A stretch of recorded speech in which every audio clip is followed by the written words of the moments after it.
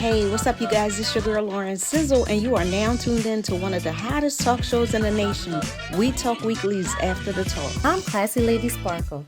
You want to binge listen to our shows? Follow the We Talk Weekly's podcast on iHeartRadio, iTunes, and Spreaker. What up, folks? This your boy Charles Gregory. Make sure to follow us on all our socials at We Talk Weekly. Hey y'all, it's your girl Lele. So make sure you keep it locked to We Talk Weekly on 106.5 FM. What's up, C? Is that my is that on me? There you go. Tell me who we have today. We have the heiress, as Chase said. We got Taniqua A'shana Nefertia Jones. Yes, The whole name. Born Brooklyn, New York, but raised in Bed-Stuy. She is the daughter of the late, great, old, dirty bastard. And she has a mother, too, Iceland Jones, who is probably as famous as her daddy because she's sitting here looking beautiful. We're going to dig deep into just getting to know her, knowing that all of what she's doing. Let's give a warm We Talk Weekly welcome to the heiress. Taniqua, yes. Thank you for being here with us. I had to turn up and come up for, show love to Philly. Had to. Thank you so much. Thank you for joining us. Absolutely. Let me pull this up real quick. Yeah. So when we talk a little bit about where should I start? I mean, you've been on what is it? Oh man. What, WeTV, right? WeTV. Yes. Growing up hip hop. Yes. Growing up hip hop, you've been on. You like a manager. You like a, true. Hey, listen, you doing it big. I love to see, the sisters doing it. Yeah, absolutely. Yeah, I appreciate Yeah, that. kudos to the sisters. They say, we got a bad rap. They say the brothers don't support the sisters out there. So I'm gonna give you your flowers right now as I'm here. I really appreciate you for doing the work that you're doing, supporting, especially your brother, right? Yeah. Because who Young gonna Dirty look out? Bastard. Yeah, there you who go. gonna look out? There you go. We Big sister. watching our front, who watching our back, right? That's right. There you go. And so let's start right there. How is it? Let's start from the beginning, right? Mm-hmm. Because I want to know. And rest in peace to Dad, right? Thank you. Rest in peace to Dad. But I want to know where you were when you first got the call. Okay. Oh, we going deep. Yeah. So, when I first got the call, actually, me and my brother was in Brooklyn. My brother, Young Dirty Bastard, and my sister, Shaquita. So, me and my brother, we was in Brooklyn in Bed-Stuy at my aunt's house. Rest in peace, my aunt Dee Dee.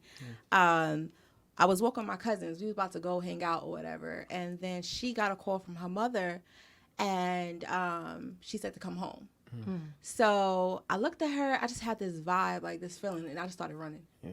I didn't know what was said. I just started running. Everybody's looking at me, and so everybody started following me. So we started running, and then we turned the corner, I think, on Putnam. It was Putnam and Fulton Street, and I see my brother walking down, but he's crying and everything. And I'm just like, Barson, what's wrong? He couldn't get it out. So I jolted upstairs. I knew something was wrong. And then we heard that he was possibly in a coma or something like that. Yeah. So my mom, we lived in Long Island at that time in Deer Park. So my mom was already on her way out here, out to Brooklyn. And she just came straight over and picked us up, and we went to the studio. They had, Wu-Tang had a studio, or RZA had a studio in Manhattan. Right. So we went straight there, and then it's a whole story. Yeah. I think I was like 15 years old. Yeah. And I remember everything, vivid, everything. Mm-hmm. And then next part is going to be in the book, so I can't. For sure. No. There you go. All right. So we kind of got the exclusive, right? Just kind of, right? She gave you a taste. The rest is in the book, so make sure you pick up the book. But, so you got the call. Everything else is history. But when you decided to, or you finally got it, well, some people don't get over that hump, right? Mm-hmm. But when you finally got over that hump and you started to kind of come into your own, when was that? I think I started coming into my own probably recently. Okay. Probably, wow. I'm not going to say recently, I'm going to say probably after growing up hip hop. Right. Because that's when I had to talk about it again, and it resurfaced, and then, letting everybody know. Because I had like a whole, I said, book, but if you go and you watch the actual episodes, whatever, I speak about it and I start crying and all that. And after I did Growing Up Hip Hop, that's when I started realizing, okay, this is the direction I want to go, in life and, take. I'm going to be more so helping my brother out, manage. And not only that, I help my mom. I could say I'm a director. She gave us all titles. We like directors. She is the administrator of the state of Russell Jones, or Dirty Bastard. So she runs everything when it comes to him. So we help, help her with everything, licensing deals, anything that if somebody woke up to us, we're like, okay, is this legit? We feel like this is good. We come together as a team. It's my mother, A'shana Jones. She's the rock. Thank God for her, because we would not be here. Of course, my father, Old Dirty Bastard, but she's carrying on a legacy with all of us, including all of us. And then as my manager, Messiah Jacobs. Without him, Lord of mercy, I don't know where we would be, because we ran into so many fakes and people just don't know what they're doing. And with him, we was able to catapult our whole thing. People actually take us seriously now. Yeah. And, instead of just going to RZA for everything, is now we have our own thing situated. That comes with A'shana Jones or Young Dirty Bastard. So everybody's starting to see us out in the media. I remember we did Tribeca Film Festival. That's when they did Mics of Men. And my mother and my brother was in that. And we was on the red carpet, and that's why but when we was doing Grown Up Hip Hop as well. And I seen the whole clan. They were just looking at us. I was like, yeah, we here, y'all. We here. I was like, yeah, y'all going to represent. We going to represent for my father. And I think then they was like, okay, they coming. And I'm like, we ain't going nowhere. I know that's right. So, throughout this whole process, after doing that, I feel like that's when I started really stepping in and stepping up and speaking out, on my behalf, my father's behalf, my family's behalf. So, yeah. I love that, because one of the things that we say, if you don't tell your narrative, somebody else will. Yes, and you don't want that. There you go. Because they might not tell it in a way that it should be told, right? And so knowing all of that, you started to manage your brother, right? How was that situation, So when it comes to managing my brother really manages himself. I'm sure. Yeah. He taught me how to move. Okay. He taught me, and That's I'm the dope. oldest. Yeah. So he's You still his little sister. Yeah, it's like he's like, I'm really your father, right? I'm just like him. I'm like, you're not my daddy. Yeah, for sure. So, he really taught me how to move and speak up. Okay. Speak up for myself and go get, be a go-getter. Yeah. You can't be quiet. Be quiet. Closed mouth don't get fed. Yeah. So he taught me to, speak out. Like, Taniqua, listen, this is what I want you to hear. He used to take me out on different events, whatever. Yeah. He'd be like, all right, go talk to that person. I'm like, no. And, and that's how I just started just moving. And I'll get in the room. I still get nervous. And I'm like, you know what, Taniqua? You got to do this, because you don't do this, we ain't going nowhere. Yeah. So I go out and then we just walk up. I'm like, my name is Taniqua Jones. I represent the state of Old Dirty Bastard. I'm his daughter. And just start conversating, I feel like the worst thing somebody could say is no. Yeah. That's it. Right. And it's like, just keep going. So I think that holds a lot of us back, feeling like, they're going to say no. And we don't ask. They say closed mouth don't get fed, right? But we never ask. Yes. And then let me get back on topic. With my brother, more so, I say managing, but like assistant, anything that he needs, I'm there. If he need a hairstylist, I'm braiding his hair. If he need me, I style him. I style my whole family. Yeah. Mostly everything we do, I'm the stylist. I do everything the back. I'm like the physically, mentally, the backbone when it comes to my family. Right. So I just make sure everything is smooth and is cohesive. Yeah. So the same thing with my brother. I remember we did Rock the Bells, and I don't know how I did it. I went ahead and found the whole the band, the dancers, make sure everything was choreographed properly. So anything my brother needs, I make sure I do. That's big sis. That's a real big sister. Yeah, for sure. I hear when you was talking about your dad, I could see the smile. Yeah. And I lost my father, and it's a new normalcy. Yeah, thank you. So I know. I don't call it normalcy. I call it new normalcy. Yeah. But tell us a memory that you have of your dad when you were more so a little girl. So the first one that just popped in my head was Coney Island. He's a huge. Well, I always talk about him in the present.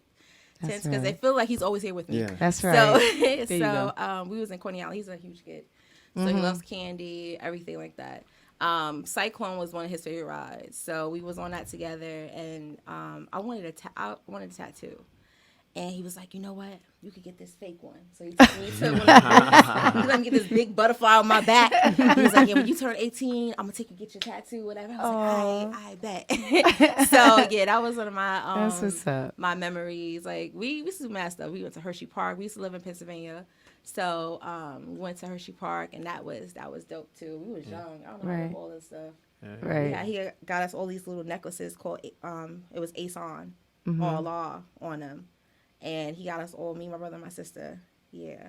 And it's crazy because we are the first three. It's about 7 of us. So we are the ones that have a lot of memories you know, of him and everything. So, yeah. Yeah, for sure. So as you go through this journey, like you're learning stuff, and you said how your brother is teaching you.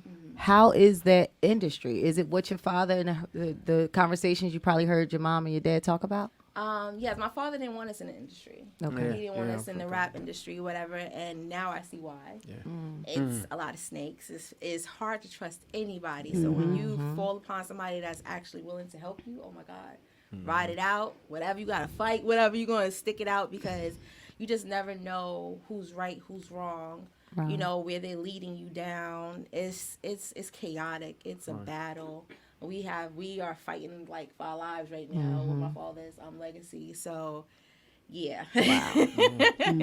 So it's a lot. It's a lot. But, you know, I feel like we're going to come up, you know, one day to the top, and it's going to be all worth it. But definitely I tell people, if I could give any advice, take your time, scope people out. Just don't jump and leap into something that you don't know. And there's a lot of stuff that you're not going to know. We don't know a lot of stuff. People come to me like, oh, you know so much. I'm like, yeah, you know how I got all this knowledge? I've been through a lot. Right. And that's because we don't know what we don't know. Yeah. So, yeah, it's just experience. It's experience, and you're going to figure it out. So, yeah. Wow, nice. How does it feel to be the daughter of such an iconic? I mean, you're talking about someone who literally, because I want to give him his flowers. Literally, there was no one like him.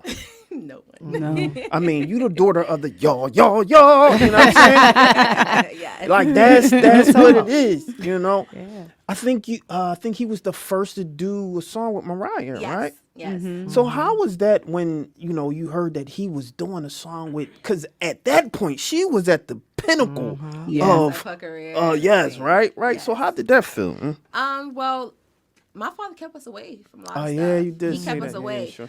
I did not know how big my father was until he passed away. We went to Rock the Bells, and I think I was about 16 at this, 16, 17. And Method Man brought us on stage. He brought me on stage. He introduced me to everybody, and everybody put the Wu symbols up. And I'm like, from the front all the way to the back. I'm like, all these people love my father? Wow. I'm like, this is insane. And that was the day that I realized, I was like, okay. Not to say I started to realize who my father was. And then I'll have people hit me up like, oh my God, he saved my life. I'm like, how he saved your life? You never met this man, but they was like through his music. He encouraged me. I was in this dark, deep place, and he brought me out of that. And I was just like, wow. And my friend Wavy, Shout out to Wavy me and him actually, we actually listened to his music, and I never really listened to my music. And I listened to it, and I was like, oh, my God, Wavy. I actually listen. I can hear what he's saying. And I'm like, yo, he's amazing. He actually tells a story. He's a character. He's literally a character. He can have his own comic book. And So I was like, okay, he's actually telling a story. I'm actually listening. So now, like, over probably the past, like, 5-6 years, now I'm like, oh, okay, my father is huge. Yeah, he's big. He's legendary. He's what's the word I use? He's immortal to me. Like, that's how I feel. Absolutely. And I told y'all hip hop saves lives. Yeah. I mean, it'll never be another one. Like, literally, you can look at generations of music and hip hop and say, oh, he kind of reminds you of this person. He kind of reminds you of that person. You will never be able to do that. Not way. I see a lot of people coming up, artists, which Brooklyn I love. Zoo. Come on. He just gonna keep breaking out. I'm just gonna let you know.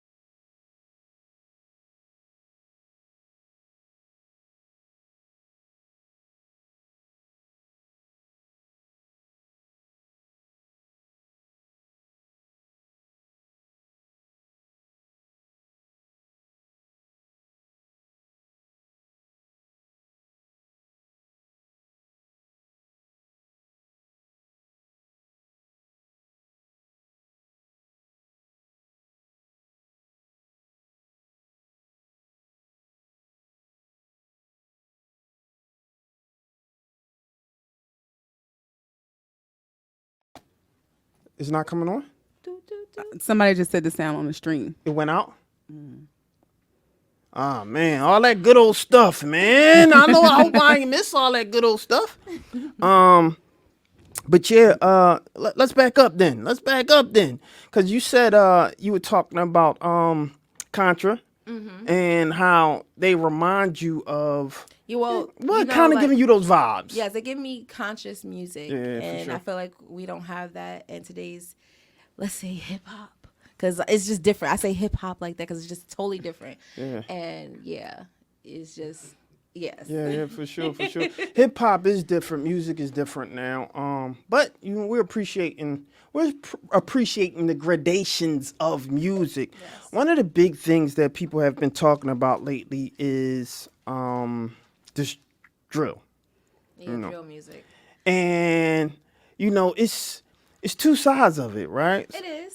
Some people saying like it's real, it's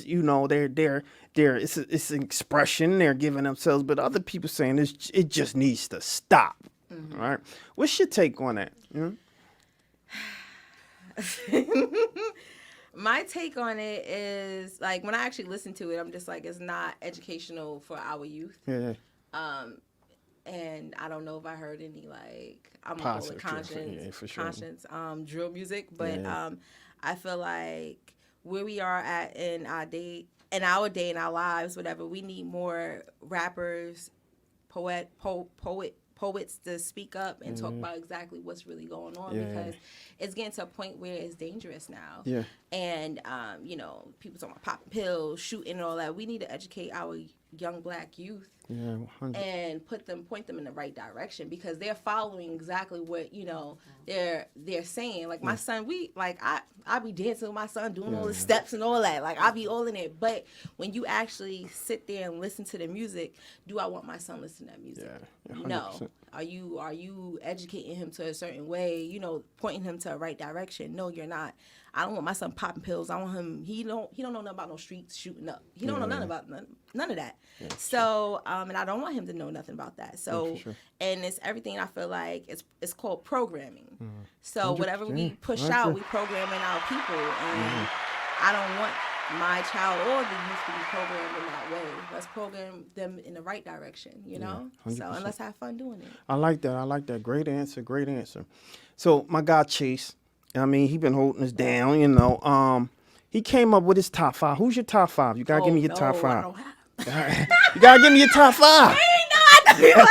Gotta give me. Okay. I can give you top 3. Right, well, okay, top 4. All right. No doubt. Okay, so I'm gonna give you Aaliyah. Okay. No, let me hold up. Put a break. Missy Elliott. Oh yeah. Missy Elliott first song. That's my lady. Missy Elliott. I'm gonna come back to Missy Elliott too because I want to ask you a question. But go ahead. Missy Elliott, Aaliyah, Whitney Houston, and of course my father, Old Dirty Bastard. Sure. I'm trying to think. I love me some Busta Rhymes. Yeah. That's Uncle Busta. Yeah. That's all I got for y'all. Yeah, for sure. No doubt. That's great. No, that's good enough. So someone said, because this has been the biggest debate out there, right? There is no one, when we talk about the verses, right? Missy Elliott. Who can versus Missy Elliott? Nobody. Exactly. Missy Elliott. That's the point. Style, creativity. For sure. Come on, let's. Yeah. Nobody. Yeah. I'm sorry. Yeah. I can't think. Can anybody in this room think? Busta. That's the only one, Busta. Okay. Yeah, that's the only person. That's the only person. That's the only person. That's the only person. Yeah, for sure. Did Busta do one yet? No.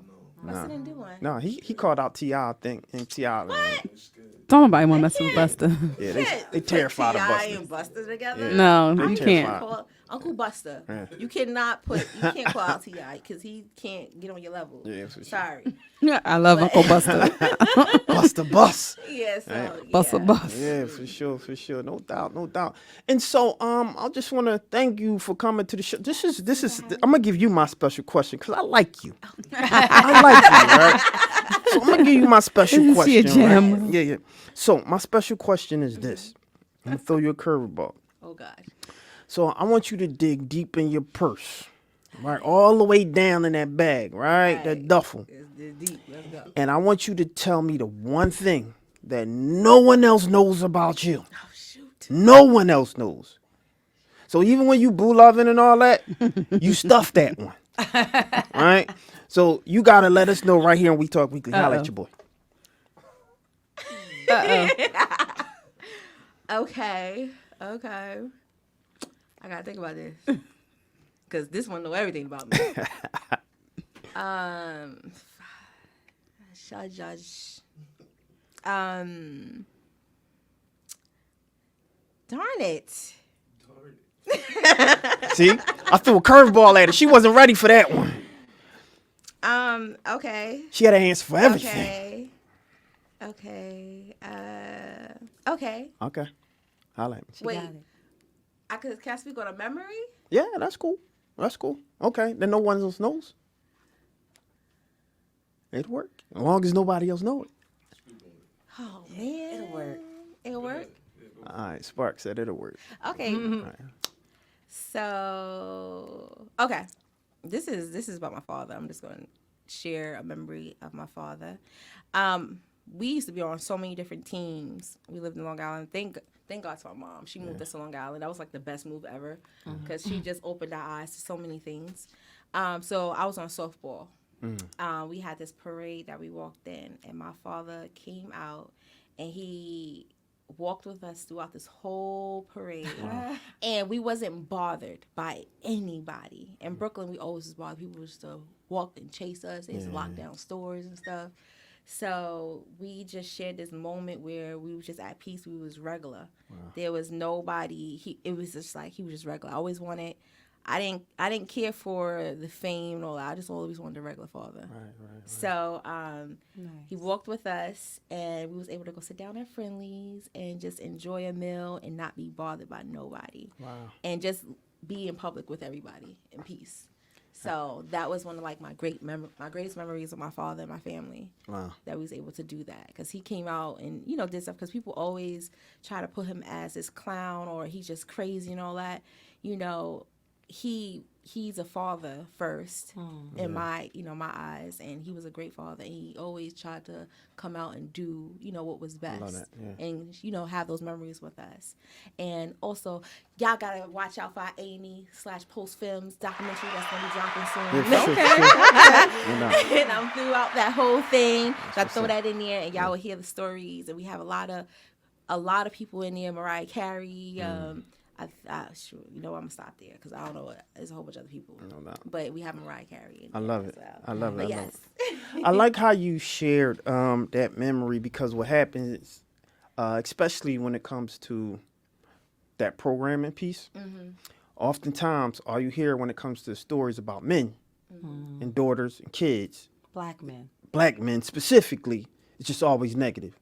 My dad wasn't there, or he did this, or he did that. But you literally gave a fantastic story, and I appreciate that.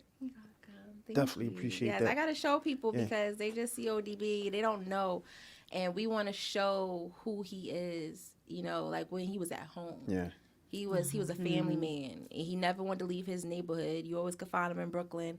That's where he was. Yeah. And that's where we want to, show everybody. Just put that out on a display. Love it. Couple more questions and I'll let you go, right? What's the legacy that you want to leave? The legacy I want to leave. Great question. The legacy I want to leave in reference to my father, I just want to show the world who this great man was. Yes, he had his dark side. Yeah. He was on drugs. We all have a dark side for sure. Stuff. But he was a wonderful man, and let me just bring this up. Like the Wu-Tang saga. Yeah. I was going to ask. I don't know if everybody watched the whole thing. I forced myself to watch it. But I liked it. I really liked it. But I don't feel like he was portrayed the way, really showing who he was. And I want the world to know who Old Dirty Bastard was. And I want people also, because he was so unorthodox with his style, and he didn't care what people thought. And, that's what I try to live up to. I don't try to think about what everybody else has to say or what's going on around me. I just live my truth. So his legacy is just live your truth and be you, and just move in that, you know. And also, you know, have understanding. Don't be deaf, dumb, and blind to, you know, what's around you. You know, we was, you know, heavy in, you know, the what you call it, representation. Yeah, I was about to say, you talking God body over here. I'm hearing it. Yes, that comes out a little bit here. Yeah, for sure. So, you know, I just want his legacy to continue, and I want people to be knowledgeable of their surroundings, and also just be truthful to who you are. Got you. And that's really it. I just want to spread that legacy, and I want to continue throughout my children and the youth. And yes, I don't know, I could give so much more, but it's just No, I love it. That's an excellent transition, and this is kind of like my last question. I was going to ask about the saga, the Wu-Tang saga. Did you ever look at it and say, and you kind of already mentioned it, but did you ever look at it and be like, yo, that's not accurate, right? And did they like even contact y'all and say like, yo, this is what we're doing? Is this? I'm like, let me situate myself. Because I you know, because sometimes I look at, you know, things, because there's on Hulu, Mike Tyson even said like, yo, there's a movie out right now about me, and I didn't even clear that. Oh wow. Yeah, and it's so sad because things definitely happen. Yeah, all the for time. sure. Yeah. It's so sad. And so I didn't watch it because of that, right? I'm a big Mike Tyson fan, but I was gonna ask that about, you know, what's your take on that? You know, what's your experience? Yeah. Okay, so my take, you know, me and my family, we had to bully ourselves into it. Oh, wow. Yeah, we had to bully ourselves into it, you know, and I wish we would have had more, you know, input. My mother is executive producer on here, you know, but when it, you know, came to, you know, the actor, a lot of actors, you know, they'll go reach out to the families and all that. TJ Adams, which is amazing. He played an amazing actor for my father. But I feel like he didn't have, you know, that guidance. You know, probably he got some guidance from RZA and everything, but he didn't have that guidance from, you know, I seen him do an interview, and I know he said he used to watch my brother. He watched my brother and all that, and I just wish he was able to speak to my brother or speak to us to get, you know, that little guidance, whatever. But also, you know, however he was directed, he was directed. Yeah. And outside of him, because he's amazing. TJ Adams is amazing. I feel like how my father was depicted, it was not all the way him. It wasn't him. And, you know, there was definitely serious roles, and he was not in none of them. To me, it was just more so he was the background. He was one of the major players in it. Yeah. You know, the first three people that started was RZA, Jizza, and my father, ODB. And just how his character was played out, it wasn't serious to me. It wasn't, people were scared of my father. They would put my father, have him go places because he would make things happen. Yeah, for sure. So, and the character, that doesn't display that at all. Yeah, I agree. So, yeah, I could go on and on about, you know, how I just felt like they dehumanized him. And I was like, this documentary that we're coming out with, and after that, we want to go ahead and put out a biopic to really show who ODB is and, you know, his character. You know, because they show a little playful side. Yes, he was playful, but my father was very serious. Yeah. He was a very serious man. He didn't play about his family. He moved a certain way, and that right there was just I don't know what it was, but I enjoyed it. Wu-Tang Saga, it was really good. You know, but it's a lot of things, a lot of different, like, even other members. I spoke to Raekwon. He asked me, "How do you feel about it?" Oh, that's dope. And I was just like, I was scared to speak on it because I didn't know where he was coming from, and he was just like, "Well, I feel like da da da da da." I was like, "Oh." So, you know, I'm not the only one that feels that way, and I'm not the only one that feels a way about their character and all that. Not saying my character, but my father's. But yeah, it could have been better, but, you know, we gonna come. It's, you know, I feel like it's up to his family to really show who he is. So I feel like, you know what, it's okay. That's our thing to do. Yeah. So we come in with that. Your father is smiling. Yeah, He's like, he is amazing. He's proud of you right now. Yeah, for sure. Well, I want to thank you for coming to the show, because I know that made you feel. I know you think about that often, you know. And so But I want to give you your flowers, man. I know your dad is smiling. You're Thank you so much. Yeah, you on top of it. I see why you took the reins. Was like, yo, I'm gonna handle all this stuff. I'm gonna handle it, and I'm gonna make sure it's done. Yeah, I want people to know, like, it's not about the money. It's about just making sure my father is shown in the right light and his story is told the right way. That's all I care about. I could care less about money, fame. We lived a normal life. I worked 9 to 5. We came up from the bottom. So, it's not nothing to me, but I just want his light to be shown right. I want his legacy to be done right. And that's it. I don't want nobody trying to portray him, make him look like something else that he's not. Yeah, for sure. So that's it.